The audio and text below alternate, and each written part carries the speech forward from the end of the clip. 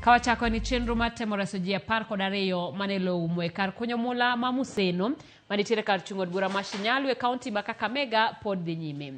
Masirano mane otimore odhiambo manyoro ne oyudo ka jokunyo 20 ne nitiere kar mula kanyo. Kata kamano ji 8 ne oseresi ka modong' pod itemo resi nyaka sani.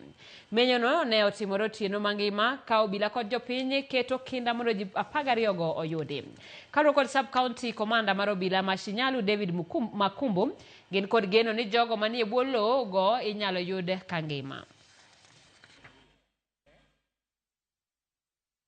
Kuna watu walikuwa kama 20 walikuwa wanaendelea kuchimba mining, lakini 8 waliweza kuokolewa kwa haraka. Ikabaki watu kama wanaaminika kuwa ni kama watu 12.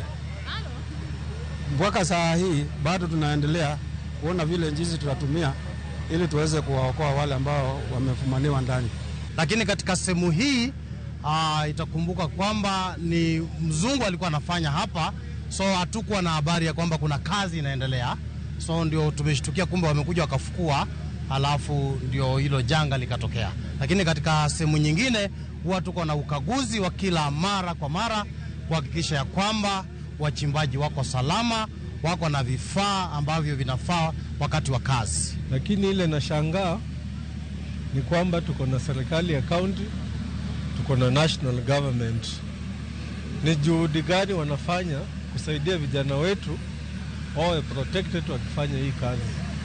Vijana wafaa wapewe vifaa ya kufanya kazi kama hii. Tuko na ministry na deal na mining. Ukiona hapa saizi tuko na askari tu wamekuja kulinda usalama, lakini wale experts from the county government ama national government wa kudeal na mining wako wapi?